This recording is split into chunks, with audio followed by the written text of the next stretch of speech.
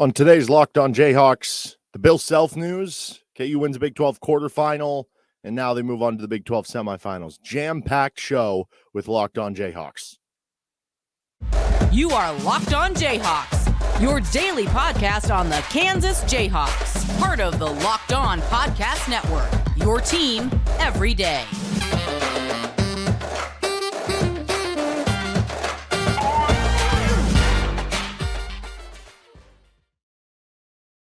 Derek Johnson. You can hear me as well. Rock Chalk Sports Talk, Monday through Friday from 3 to 6 p.m.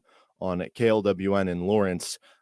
Friday's edition of RCST is just going to be 3 to 4:30. That's because we have KU in the Big 12 semifinals against Iowa State with pregame starting at 4:30 on KLWN. Thanks for making Locked On Jayhawks, though, your first listen every day. We're free and available wherever you get any of your podcasts. And on today's edition of Locked On Jayhawks, we're going to be going over the Bill Self news. We're going to be going over a shorthanded Kansas, Kevin McCullough still played, but coming off the bench, finding a way to get through West Virginia in a very impressive win.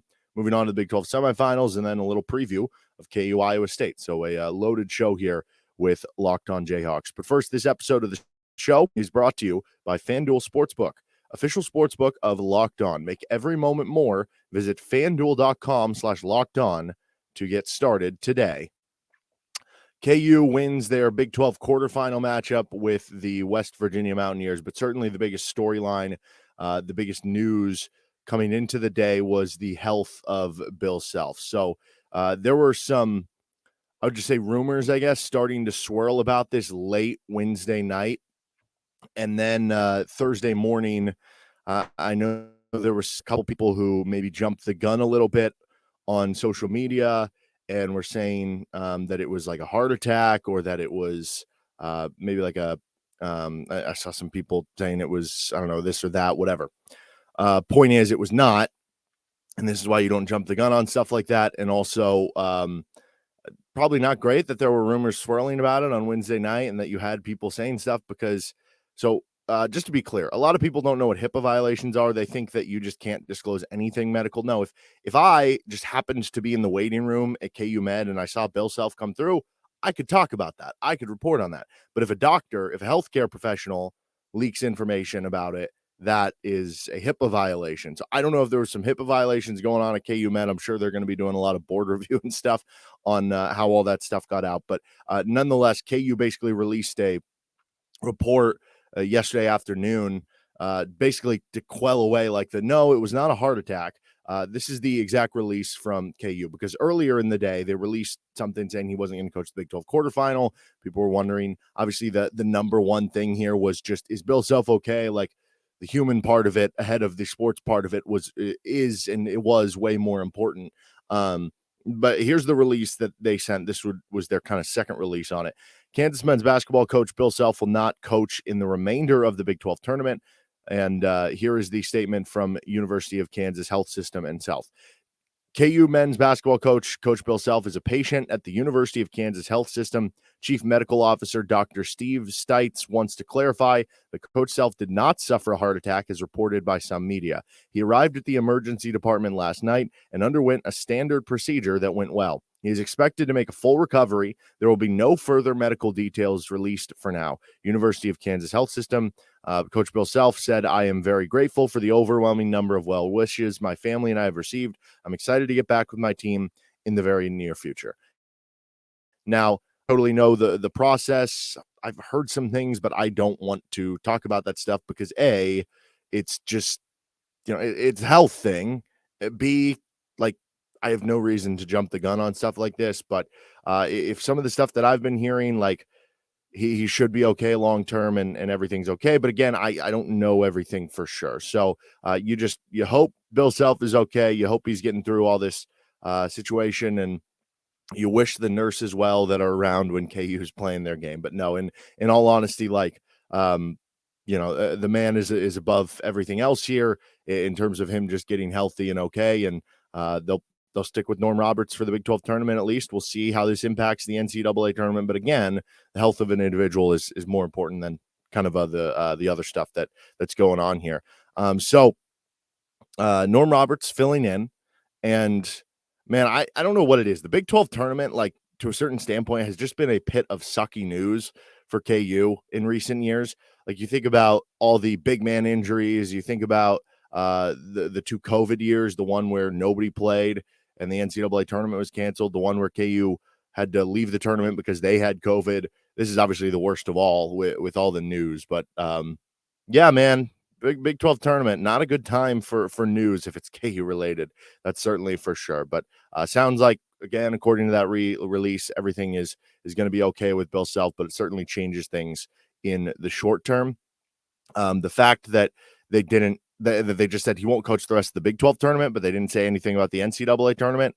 I don't know. I would imagine he's so competitive, he's going to want to get back out there if he's cleared by the doctors, but also with something like this, you wonder if he would even be cleared at that point. Nonetheless, I think, I don't know. I'd be curious if that could affect their seeding. Like if the tournament committee could say, well, we don't know if you're going to have Coach Self, so maybe you won't be the number one overall. But I don't know. That'd be kind of a crummy way to go about it. I don't know. Nonetheless, we're going to get on to the game recap and then the look ahead to the Iowa State game here in just a second. But first, Locked On Jay is brought to you by FanDuel Sportsbook. The midway point of the NBA season is here, and now is the perfect time to download FanDuel, America's #1 rated sportsbook app. New customers get a no-sweat first bet up to $1,000. You heard me right, $1K. That's bonus bets back if your first bet does not win. Just download the FanDuel Sportsbook app. It's safe, secure, and super easy to use. Then you can bet on everything from money line to point scores and threes drained. You can bet on the KU Iowa State line right now. It's KU -4.5, which seems like a big number to me. You won the first game by just 2 or 3. You lost the second game by a lot. I do expect KU to be way more energized than that second game. I think here's the play.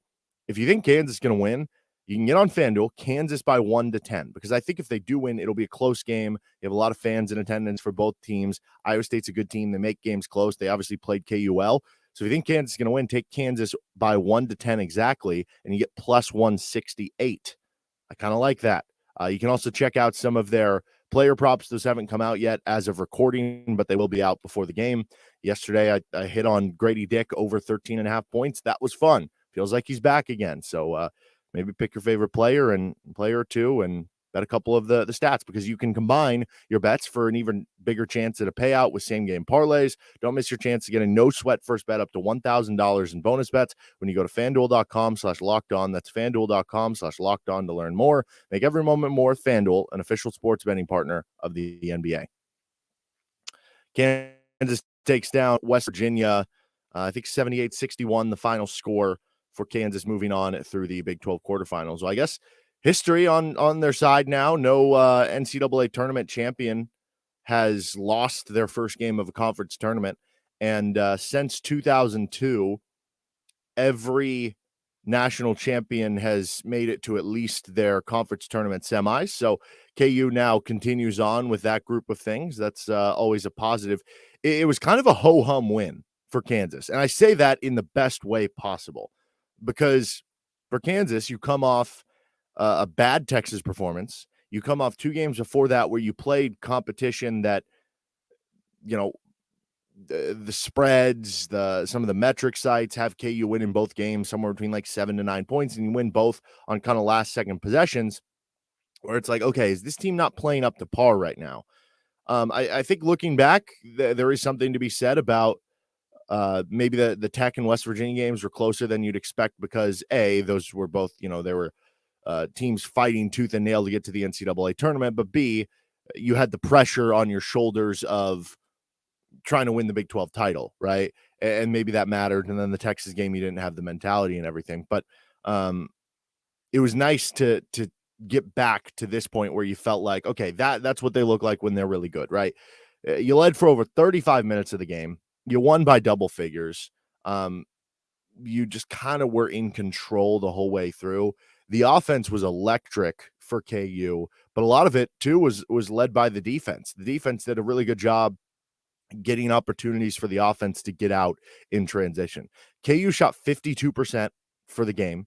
They shot over 60% in the second half, executed really well, got open shots. It was nice to see Gradey Dick be aggressive and searching for his shots. You really saw all the starters contribute scoring the ball. Like Joe didn't have an ultra efficient game, but he still contributed with like 7 points. And for the most part, it continues to be a thing where if 4 of the 5 starters play well for Kansas, they're usually in really good shape. And that was the case again last night. You won the possession game too. West Virginia came in number 1 in the Big 12 in offensive rebound rate. Well, you ended up with 4 more offensive rebounds than they had. You also had 2 less turnovers. And what makes the offensive rebound numbers even crazier is like you shot at a higher percentage than West Virginia. So I guess you did have 2 less turnovers. So that's 2 possible less shots, but you shot at a higher percentage. So in theory, there's less of your shots that are available than theirs. You led 16-2 in second chance points. You led 52-36 points in the paint. You were 13-10 in points off turnovers just across the board. It was a really impressive outing for KU. I don't know that it'll be a game that we look back on in 5 years and everybody remembers beating West Virginia 78-61. I guess it is possible because you'll remember maybe more of the news around it with the Bill Self stuff. But it was just a ho-hum win, and that's nice to see. And it was good to see Norm Roberts continue his undefeated streak at KU, getting to 5-0. It just felt like KU would get up, 6 or 7. West Virginia would punch back. They wouldn't let Kansas get away. They'd keep it within a 4 to 6 point game. But eventually in the second half, KU had that kill shot that we're so used to seeing them have in the second half of games, and expanded it too much, and they were able to kind of coast to the finish line from there. So just important to make you feel like you're playing well again, and certainly they did in that game. Goats of the game. Let's start with the good. Jalen Wilson, 22 points. He was 9 of 17 from the floor, over 50%. That'll play. One of his first games over 50% in a long time. He had 11 rebounds too. He also added 2 assists, and I think he started 1 for 6. That would mean he finished 8 for 11. That's been kind of a theme for him. He's maybe started a little bit slow in games, maybe had to feel things out, and then he really gets it going. And that was the case yesterday against West Virginia. He was really impressive. Gradey Dick, it was nice to see him get back to really positive way of playing. 18 points on 7 of 12 from the floor, 4 of 7 from 3 rebounds. But above all, it was the aggressiveness of his shots. It wasn't just him getting wide open shots and taking them. He did get, a couple open shots and took them and made them. But there were a couple where it was like, well, it's not fully contested, but it's a semi-contested 3. Like it's not a wide open look, but it's not a super covered look either. And that's been kind of a qualm that you're trying to work on with Gradey Dick. One is the movement without the ball and off the ball to free himself open. The other is, hey, I know you're being a good teammate and you're trying to get somebody else an open shot, but you shooting a semi-contested 3 is probably a better shot than a lot of guys on the team shooting a wide open 3, right? He's just that good of a shooter. And the rest of KU, outside of like Dajuan Harris, wide open 3, is not as good of a shooter, right? It's maybe an average, below average shooting team around him. So that was really nice to see the aggressiveness go up and him kind of get out of his rut from the previous 2 games. We'll see if he can carry it over and have back-to-back games with the Iowa State game. Dajuan Harris gets a good go. 13 points, 8 assists, 4 rebounds, had a handful of steals. He has double-digit steals the last 2 games combined against West Virginia. So he's really done a good job picking his pocket. And he held Kedrian Johnson in check. Johnson went just 3 for 9 for the game. That was after the game before. He had like 15 points. Johnson was excellent in the first meeting, or not the first, the second meeting with West Virginia that was in Allen Fieldhouse. But Harris kind of just ate his lunch and was so good on really both ends of the court and doing everything for this team. He was really impressive in kind of an open game. KJ Adams, I think gets a good go. 13 points. He was really good on the offensive end. Had some nice and one plays or dunks. He had 3 rebounds, 2 assists. Not an overwhelmingly gigantic like statistic game there or anything, but I thought he played very well and had some good finishes around the basket. You heard from Eric Stevenson after the game from West Virginia, and he basically complimented how difficult Kansas is to stop in the pick and roll because they have a guy like KJ Adams who really makes Kansas unique because it is a center who's able to roll to the rim, finish in traffic. It can dunk. He said that, he's tough to stop because he can put his chin on the rim, but he's also a good passer and he can hit that little pop shot from right inside the free throw line. Makes KU really dangerous in the pick and roll with him and both Dajuan. The last good goat I have here is Norm Roberts. Shout out to Norm, man. 4-0 in the suspension, but this one was even tougher. Think about it like this. KU announced the suspension to Bill Self and Curtis Townsend. I don't remember how far it was from the start of the season, but it might have been a week or two. They had time to prep for it. And Bill Self was still around the team with some of the practices, just not the day of. For this, it sounds like the team didn't learn about it till the morning of the game.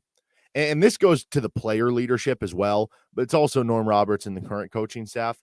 I mean, you're talking about having to all of a sudden compartmentalize sort of and realize and digest all that tough information and then go play a game a few hours later. And that's really difficult to do. I think it helps having veteran leadership like a Jalen Wilson, like a Dajuan Harris, and having these guys that can help out. But having Norm Roberts at the bench to be that guiding presence when he took over early in the season is such a boon for KU to have that. I posted a clip on social media. It was of Norm Roberts, it was of Jalen Wilson in his senior day speech, and he mentioned Norm Roberts and how important he was to him and how he always would call out plays in the huddle of the other team. And that just shows you the coaching acumen and the preparation that Norm Roberts does. And he does a lot of the scouts and everything. So, KU was going to be prepared, and they certainly were. And they're in good hands with Norm Roberts. Certainly you want Bill Self to be back. You want him to be healthy and everything. But shout out to Norm, who continues to do an excellent job when he has to fill in for Bill Self. All right, the bad goats. I can't really say the bench because Kevin came off the bench, and I know Kevin only had 3 points. He was dealing with the back injury, though, and played good defense. He had like 7 rebounds. So, Ernest was solid off the bench. So you can't say the bench. I guess, Bobby Pettiford, kind of empty calories in his quick minutes out there. I guess you could put that there. I guess you could put Joe Yesufu being a bit out of control. Like, I think he had 3 turnovers. One of them was, I think, Gradey Dick's fault on a miscommunication, but it went to Joe. And overall, like, Yesufu was a bit, loosey-goosey, and he didn't play nearly as much as in the second half because of it. But he's still, if you got 7 minutes a game from Joe, I think you kind of take that. So, I don't know. I don't really have any bad goats here. How about that? Deal with it. All right. We're going to finish up with our preview real quick of the Iowa State game. But first, this episode of Locked On Jayhawks is brought to you by Built Bar. Are you looking for a delicious treat but don't want all of the fat and calories? Then you got to try a Built Bar. If you're like me, you want to eat healthier and you're looking for snacks that, aren't candy or a bag of chips or something, and you want to eat something that still tastes good, Built Bar's perfect. They're 100% real chocolate. They come in unbelievable flavors like churro, peanut butter brownie, coconut almond, and many more. And they're healthy. Only 130 calories, 4 grams of sugar, whopping 17 grams of protein. You can order them online at built.com. They show up at your door and boom, you're good to go. Or if you're, a go-getter, you want to go in person, well, boom, Walmart, Sam's Club.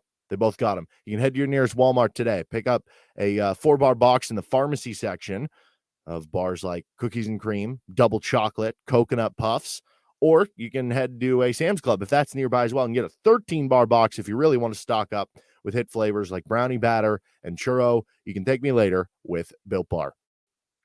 Kansas takes on Iowa State in the Big 12 semifinal round. The Cyclones beat the brains in on Kansas the last time we saw the matchup between the two. That was in Ames. I think 68-53 was the final score. It was a game that Jalen Wilson played well, but basically nobody else for Kansas played well. The game that was in Allen Fieldhouse saw Kansas win 62-60. Now, no Caleb Grill for Iowa State, who struggled in the first matchup that you played against him, and he missed the final shot for Iowa State. In the second matchup, Grill had 9 points. He just went 1 of 7 from 3-point range. And in the second matchup, it was, Iowa State took advantage of Kansas switching everything, and they really hurt the tagger, so to speak, the guy who's supposed to come over and get the guy rolling to the rim. KU's been switching up their defense a bit since then, so I wonder how much that'll help them in this matchup. Plus, they should just be playing with more energy. But in that last matchup, Jaron Holmes was really good. In both matchups, Osini has been really dominant inside for Iowa State. But yeah, I mean, Jalen Wilson had 26 for Kansas in the game in Ames. Nobody had more than 8 points. And here's a little trivia for you. Who was second on the team with 8 points? Ding, ding, ding, Joe Yesufu. Congratulations if you got it right. You get no prize, but you do earn my honor and respect. 1-1 in the two matchups. But you know what's funny? I coming into this Big 12 tournament, when we were previewing the path, I kind of said I think you'd almost rather play Iowa State than Baylor just because of the danger of those Baylor guards getting hot. But now that you're there, now that you're playing Iowa State, you're like, oh, man, they're going to have a good crowd in attendance. KU will have a good crowd as well. But now it's not going to be like an overwhelming KU crowd. It might be like a 50-50 split or, 60-30, 60-40, whatever. Iowa State did play KU well. So the biggest keys for this one, you got to defend Gabe Kalsher well. And the biggest challenge for that could be that Kevin McCullough, if he's still limited with the back or he can't, play as well, then that's going to be a problem in trying to defend him. So it almost has to be a group and a team effort, because I'd imagine Dajuan Harris will be on Lipsey. But then again, Lipsey has been someone that teams have sagged off and not really played him super tight. I wonder if you would put Dajuan Harris on Gabe Kalsher and you'd almost put like Gradey Dick on Tamir Lipsey and just have him kind of hang back and he can be kind of a help defender in the middle. I don't know if that would be the case or how KU will work it, if they're going to keep switching, if they're going to play straight up man-to-man or at least on a few guys. It'll certainly be very interesting. When you look at Iowa State, this is the number 7 offense in the Big 12. They've really cooled off from where they were at the beginning of the year, but they're a really good offensive rebound team, so you have to be good on the defensive glass again. They're good at shooting threes. A lot of that is Gabe Kalsher.